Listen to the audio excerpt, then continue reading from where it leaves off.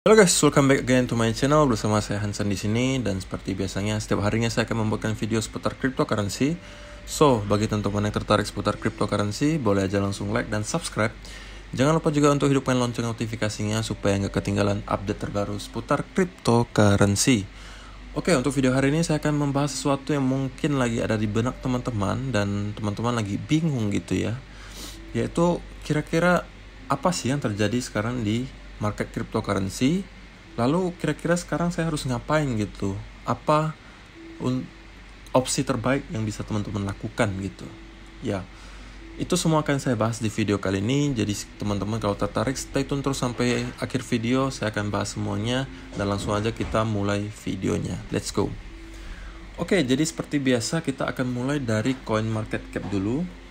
Dan secara global market cap crypto itu ada di angka 1,32 triliun dolar atau turun sekitar 10,31%, dan itu adalah penurunan yang cukup signifikan untuk satu hari gitu ya. Dan Bitcoin sekarang ada di harga 32.826 dolar atau turun 6,52%, sedangkan yang berdarah-darah itu adalah yang altcoin. Jadi semua altcoin itu rata-rata 2 digit penurunannya. Ethereum sendiri ada di harga 1.958 dolar atau turun 10%. Binance ada di harga 285 dolar atau turun 14%. Cardano 1,23 dolar atau turun 11%. XRP 0,6 dolar turun 14,58%. Dan yang cukup dalam penurunannya ada di Dogecoin, yaitu sekarang ada di harga 0,2 dolar atau turun sekitar 22,96%. Oke, itu adalah sekilas beberapa update harga terbaru dari market crypto. Dan sekarang kita menuju ke chartnya Bitcoin dulu nih. Oke, seperti yang teman-teman udah tahu, kalau teman-teman subscribe ke channel saya dari beberapa hari yang lalu, saya juga udah sampaikan bahwa kita sebenarnya masih dalam channel ini, channel antara 43.000 dan 31.000. Kita masih main-main aja di sini, masih sideways. Dan sampai hari ini pun kita belum bisa menembus ke atas ataupun ke bawah. Jadi kita masih main aja di sini.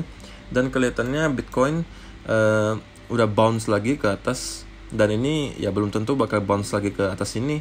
Bisa jadi juga tiba-tiba langsung menembus ke bawah. Tapi bisa jadi juga kita masih main di area ini. Ya. Dan mungkin dari sebagian teman-teman pasti ketakutan gitu mau masuk ke market crypto sekarang, karena melihat time frame 1 hour gitu. Wah, turun terus bang. Gimana mau beli, ngeri dong. Ini padahal turun terus gitu kan. Masa kita disuruh beli di harga-harga segini, padahal harganya bakalan turun terus. Dan banyak orang bilang bakalan turun ke 24.000, ada yang bilang 20.000, ada yang bilang 16.000 malah gitu ya. Dan teman-teman, saya perlu kasih tahu bahwa satu hal, yang namanya Bitcoin ini adalah instrumen investasi. Jadi instrumen investasi itu kita harus orientasinya jangka panjang gitu guys. Jangan kita orientasinya kita mau beli hari ini, kita minggu depan kita mau jual. Tapi orientasinya jangka panjang, minimal misalnya 1 tahun, 2 tahun, 3 tahun. Nah, jadi kalau misalnya kita orientasinya seperti itu, untuk chart 1 hour, 4 hour itu sebenarnya kurang valid, karena ini hanya mengindikasikan harga dalam beberapa bulan terakhir. Tapi coba teman-teman zoom out. Kita lihat full chartnya Bitcoin. Ini chartnya Bitcoin dari tahun 2010 sampai Januari 2021 sampai sekarang. Jadi ini full chartnya Bitcoin, chart dari pertama kali keluar sampai sekarang. Nah, teman-teman bisa lihat, kalau teman-teman zoom out, sebenarnya kita sekarang masih dalam masa uptrend. Dan kita sekarang ada di sini. Ini hanya koreksi yang sangat kecil sebenarnya. Kalau teman-teman bandingkan, coba lihat pergerakan harganya dari sini. Naik. Ini koreksi, naik lagi, koreksi, naik lagi, koreksi, naik lagi, koreksi, naik lagi. Ya bisa jadi kita masih masalah koreksi sekarang, tapi bisa jadi juga kita masih bakal naik. Nah, ini hanya koreksi kecil sebenarnya kalau teman-teman zoom out. Kalau teman-teman kecilkan gitu ya, time frame-nya dibesarin. Jadi ini hanya sebuah koreksi kecil. Kenapa ini bisa membuat teman-teman takut? Padahal kita dari bertahun-tahun yang lalu naiknya gila-gilaan terus. Tapi ini teman-teman nggak bicarakan. Teman-teman hanya bicarakan koreksi yang kecil ini. Padahal naiknya udah gila-gilaan seperti ini, ya kan? Bayangkan saja kalau teman-teman sudah investasi dari sini misalnya. Harganya naik terus kok dari tahun ke tahun. Dan secara rata-rata, secara data ya, rata-rata Bitcoin menghasilkan 100% per tahun untuk gainnya, rata-rata. Kalau dirata-ratakan semua ya. Jadi kita nggak bisa orientasinya jangka pendek kalau misalnya teman-teman mau bilang investasi. Kecuali teman-teman bilang teman-teman mau trading, itu beda cerita. Tapi saya bicara di sini investasi gitu ya. Jadi kita orientasinya harus jangka panjang. Jadi jangan teman-teman lihat, wah bang, ini udah kayak mau turun lagi. Sebenarnya gini, justru kalau misalnya makin turun dan misalnya menyentuh ke harga 24.000 di sini, misalnya seperti ini modelnya, naik sedikit, turun lagi, wah pada panik selling lagi kan, semuanya berebut jual misalnya. Justru kalau misalnya teman-teman yang investor jangka panjang, di sini makin diserok karena harganya makin murah gitu ya. Karena kita tahu dalam jangka panjang Bitcoin bakal tetap naik lagi ke atas harganya. Jadi kenapa teman-teman harus takut untuk masuk di harga ini? Kalau misalnya teman-teman takut mau masuk sekaligus, saya juga udah pesan di video kemarin, teman-teman belinya dengan cara dollar cost averaging. Dollar cost averaging itu apa sih? Dollar cost averaging itu kita menyicil belinya. Istilahnya simpelnya seperti itu guys. Jadi kita belinya jangan sekaligus.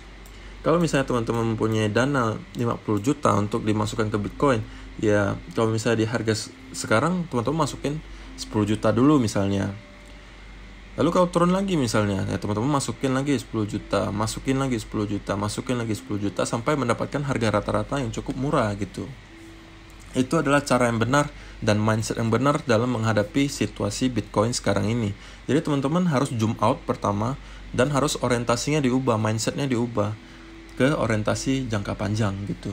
Dan ada beberapa hal yang perlu saya kasih tahu juga ke teman-teman.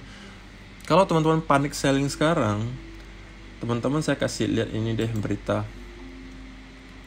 MicroStrategy expands company Bitcoin holdings with 489 million purchase. Jadi mereka semakin teman-teman jual, semakin banyak perusahaan-perusahaan besar ini menyerok Bitcoinnya teman-teman.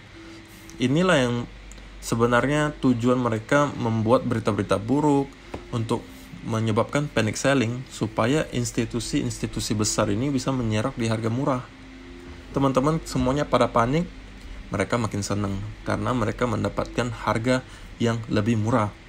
Apa buktinya bang? Nah ini ada buktinya nih. Teman-teman boleh cek aja di sini. Ini namanya Bitcoin Treasuries. Nah, jadi ini menggambarkan atau membuat list perusahaan-perusahaan yang mengakumulasi Bitcoin paling besar, yang mempunyai Bitcoin paling banyak. Nah ini ada listnya. Dan teman-teman boleh cek per minggunya, rata-rata itu terjadi kenaikan. Dan sekarang mereka sudah mengakumulasi sekitar 6% dari total supply-nya Bitcoin. Jadi dari 21 juta Bitcoin itu 6%-nya udah punya mereka. Dari semua Bitcoin yang ada, sekarang 6% itu punya semua perusahaan ini.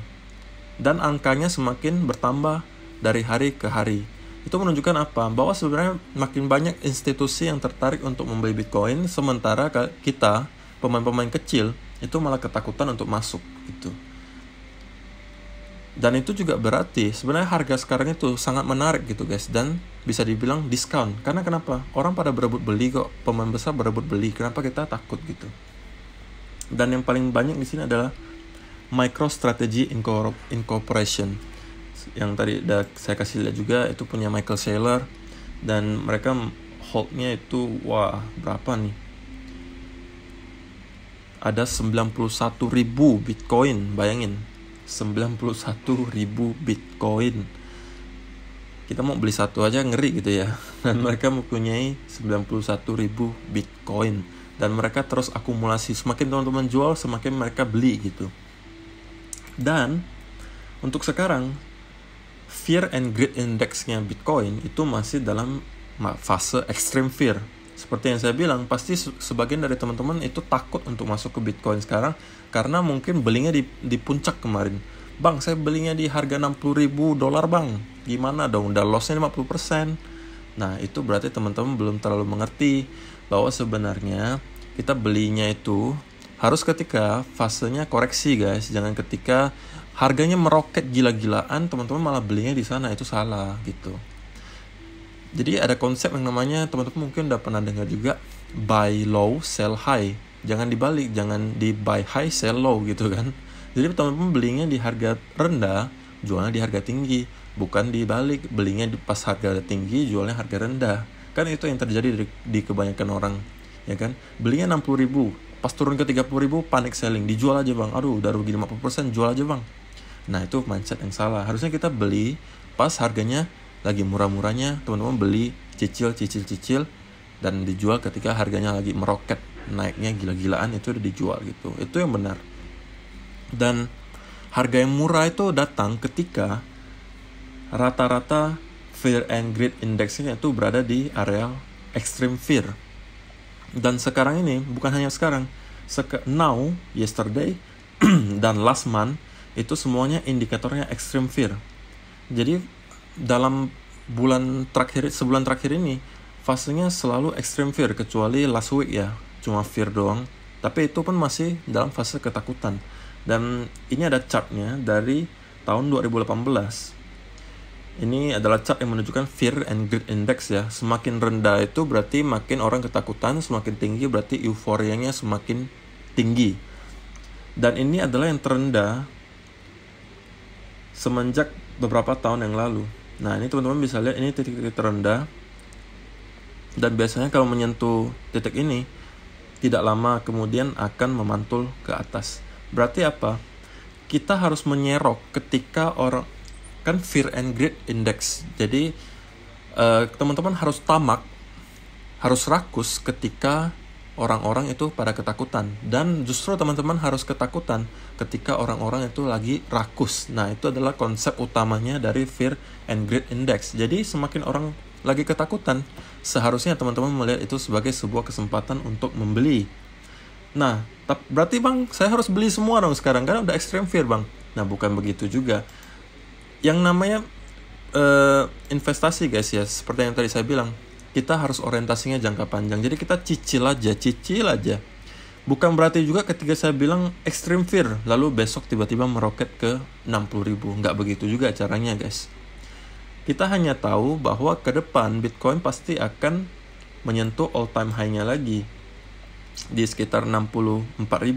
Cuman pertanyaannya kapan? Nah itu hanya Tuhan yang bisa menjawab ya, saya nggak bisa menjawab.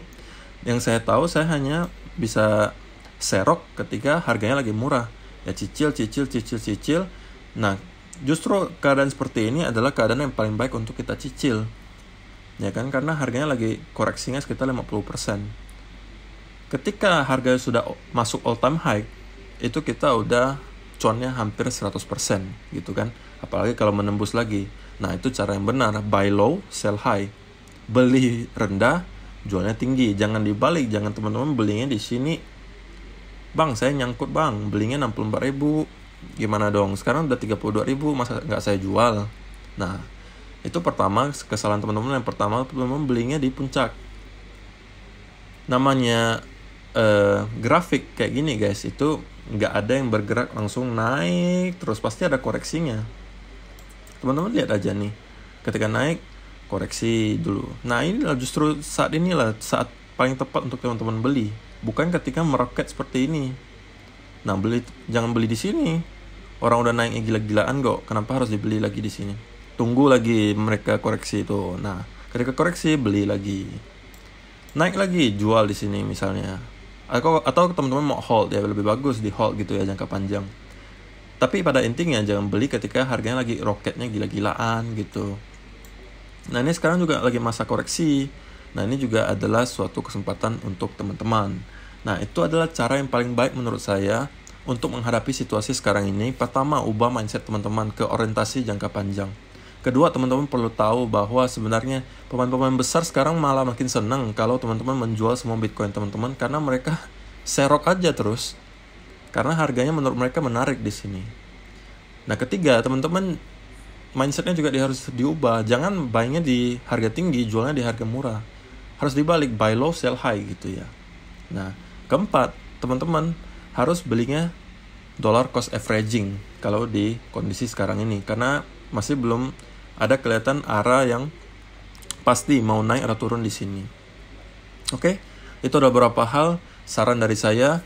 Itu adalah semuanya pure opini pribadi saya. Teman-teman boleh nggak setuju, tapi itu adalah pendapat saya. Saya cuma pengen sharing ke teman-teman semua. Semoga bermanfaat video hari ini. Terima kasih bagi yang sudah menonton dan yang sudah subscribe. Terima kasih juga. Mudah-mudahan video kali ini juga bermanfaat untuk teman-teman. Dan saya akan membuatkan video yang pastinya lebih menarik lagi besok-besok. Jadi jangan sampai lupa untuk di subscribe. Dan kalau bisa teman-teman bantu saya share, itu lebih bagus lagi. Saya berterima kasih. Kita akan bertemu lagi di video berikutnya. Bye-bye.